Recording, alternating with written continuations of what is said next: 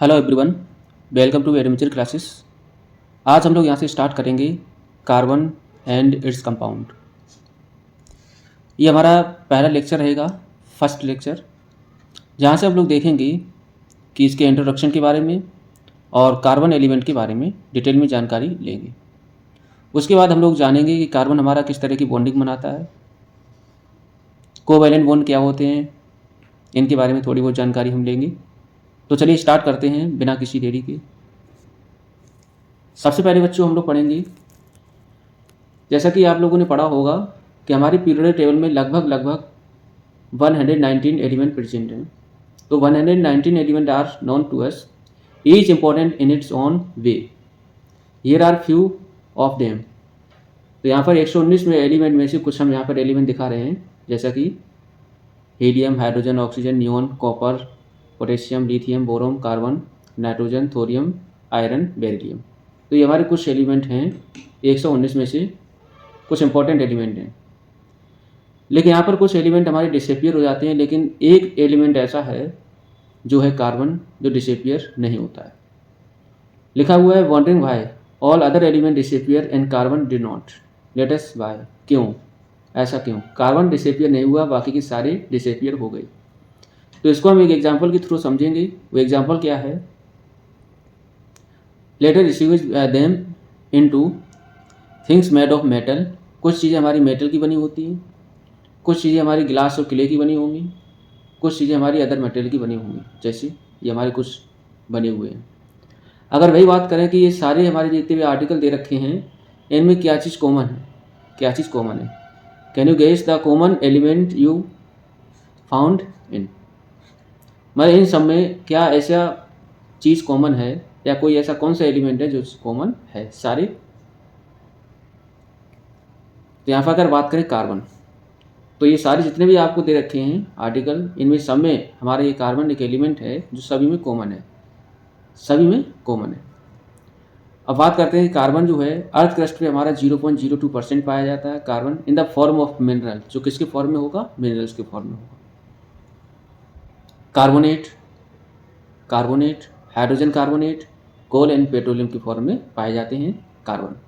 कहाँ पर पाया जाता है? 0.02% अर्थ क्रस्ट में। वही अगर एटमॉस्फेयर में देखें तो 0.03% कार्बन डाइऑक्साइड एटमॉस्फेयर में गैस। कार्बन का सिंबल जो है बच्चों वो है C। एटॉमिक नंबर जो कार्बन का है वो होता है 6। इलेक्ट्रॉनिक कॉन्फ़िगरेशन अगर करें तो बनेगा 2,4। वैलेंसीज की देखें तो आटोमोस्ट सेल में कितने इलेक्ट्रॉन है? 4 हैं, तो वैलेंसीज की बनेगी 4। क्यों? क्योंकि इसको आटोमोस्ट सेल कंप्लीट करने के लिए 4 इलेक्ट्रॉन की जरूरत पड़ेगी, या तो 4 को डोनेट करे या तो 4 को एक्सेप्ट करे। अब इसकी हम बात बाद में करेंगे कि ये 4 इलेक्ट्रॉन को ले रहा है या 4 इलेक्ट्रॉन को दे रहा है। फिर लिखा एलिमेंट क्या होगा, अगर हम देखें तो ये हमारा कार्बन एक नॉन मेटल है। क्या है? Non metal. जैसा कि हम लोग पढ़ा करते हैं कि अगर मान लो कोई भी एलिमेंट है, उसके आटोमोस्ट शेल में अगर 1, 2, 3 इलेक्ट्रॉन है, तो इनको हम पढ़ते हैं क्या? मेटल। क्या पढ़ेंगे? मेटल। अब वही अगर देखें 5, 6, 7 अगर हैं, तो इसको हम पढ़ते हैं क्या? Non metal. क्या पढ़ते हैं? Non metal. अब बात आगे कि 4, अगर 4 है तो क्या पढ़ेंगे? तो लेकिन अगर कार्बन की बात करें तो कार्बन हमारा क्या होगा? एक नॉन मेटल है, ठीक। उसके बाद मेजर कॉन्स्टिट्यूएंट जो होगा कोल, वो किसका होता है? कार्बन का, ठीक है। तो कार्बन की अगर बात करें तो यहाँ पे लिखा हुआ है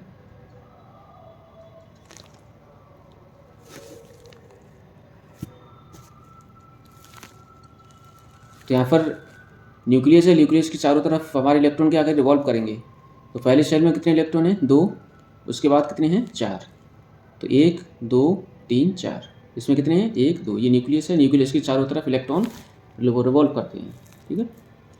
अब बात करते हैं कार्बन, ठीक है।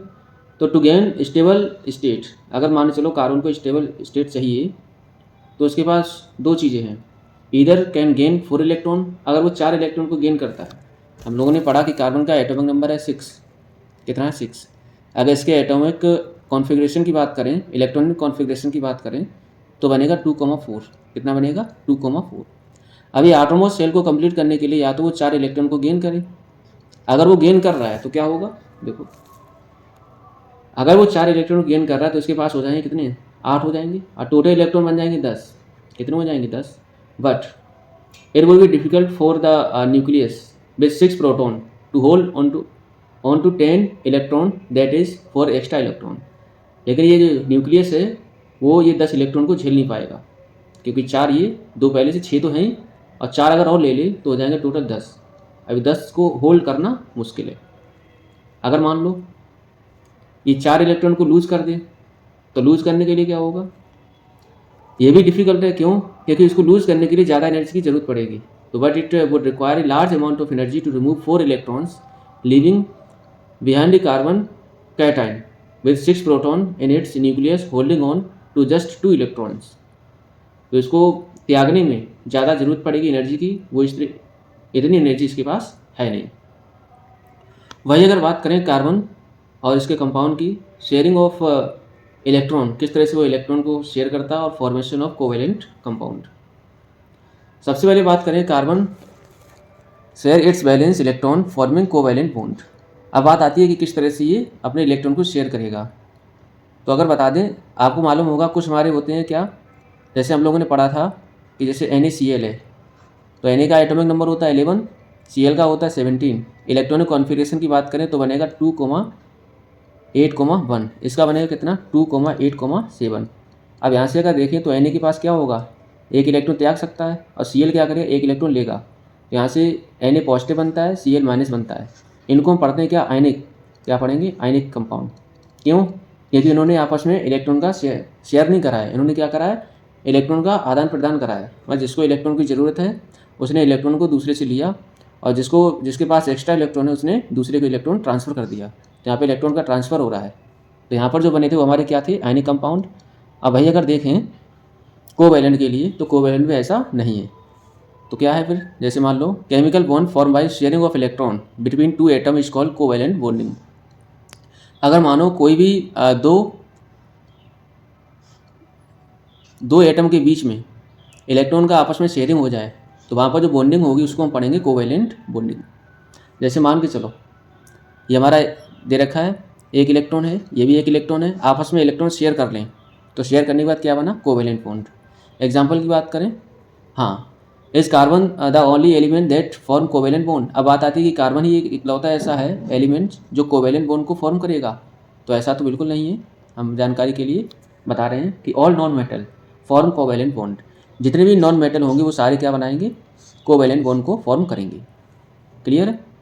अच्छा, चलिए बात करते हैं फॉर्मेशन ऑफ कोवैलेंट कंपाउंड। किस तरह से फॉर्मेशन होगा कोवैलेंट कंपाउंड की, एक एक करके सबको हम देखेंगे।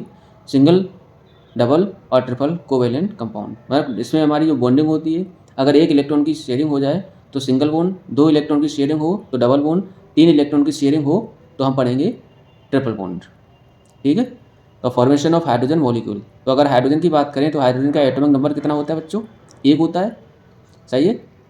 तो हमने लिखा एक न्यूक्लियस से एक प्रोटॉन, तो एक इसके बाहरी इलेक्ट्रॉन क्या होगा, अगर इलेक्ट्रॉन कॉन्फ़िगरेशन करें तो क्या होगा, 1।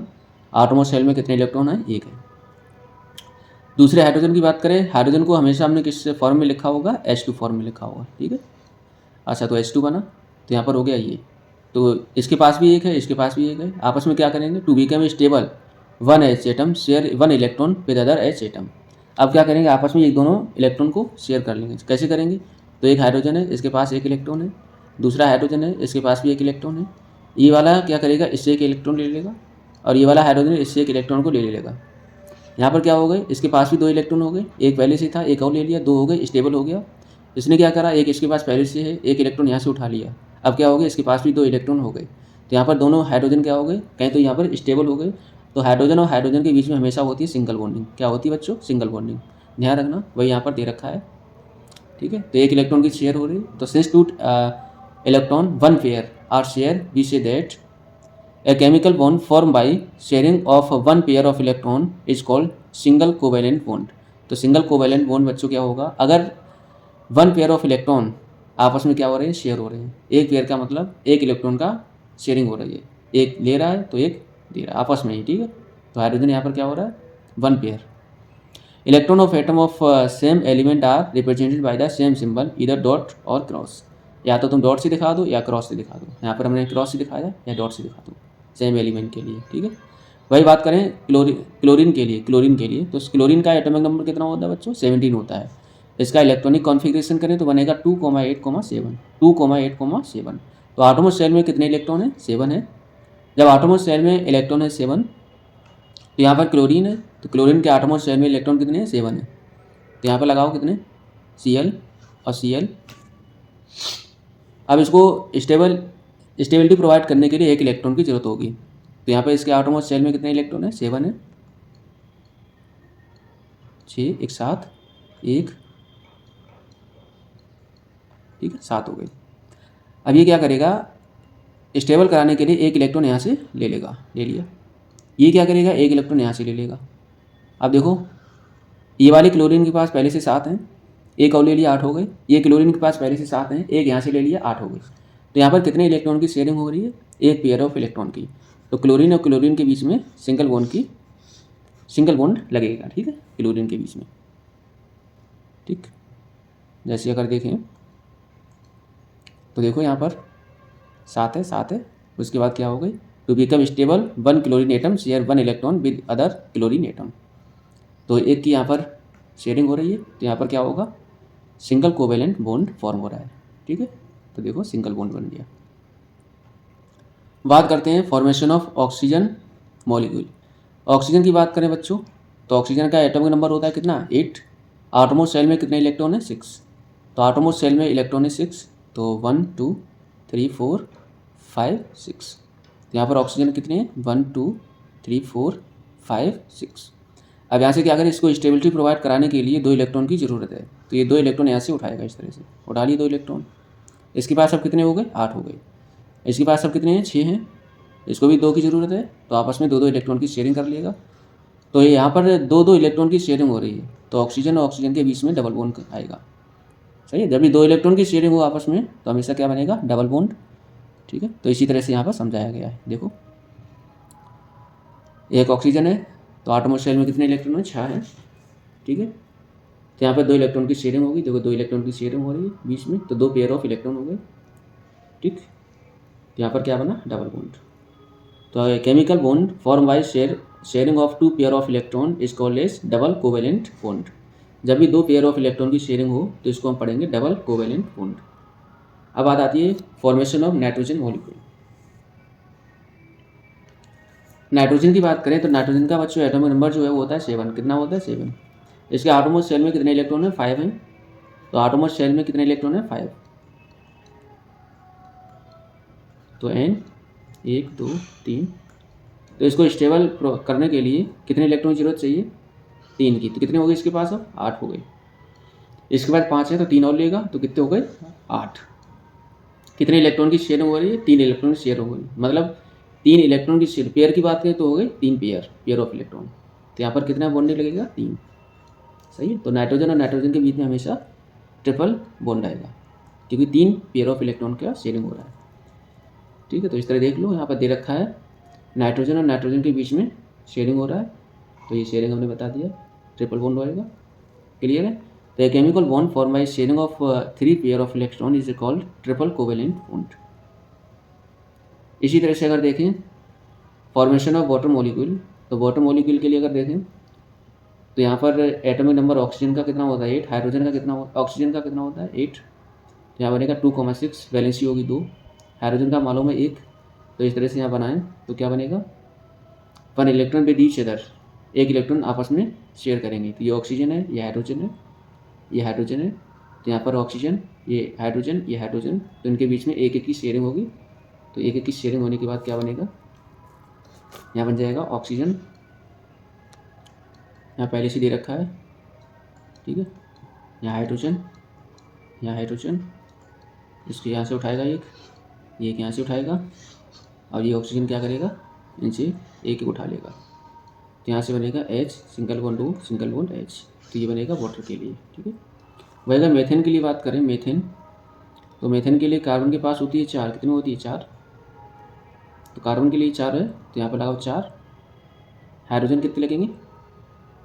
तो 4 हाइड्रोजन लग जाएंगे, तो C और सिंगल बॉन्ड, इस तरह से हो जाएगा CH4। इसी तरह CO2 की बात करें तो CO2 का भी ऐसे बनेगा, ठीक है। O, कार्बन के पास कितने हैं आटोम सेल में? 4। यहाँ पर 2 इलेक्ट्रॉन की जरूरत पड़ेगी, तो 2 की शेयरिंग होगी, ऑक्सीजन और कार्बन के बीच में, तो बनेगा O double bond C double bond O। Clear?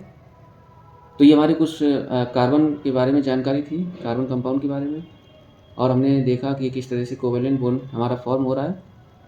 ठीक है, तो ये हमारा कार्बन एंड कंपाउंड का पहला लेक्चर है।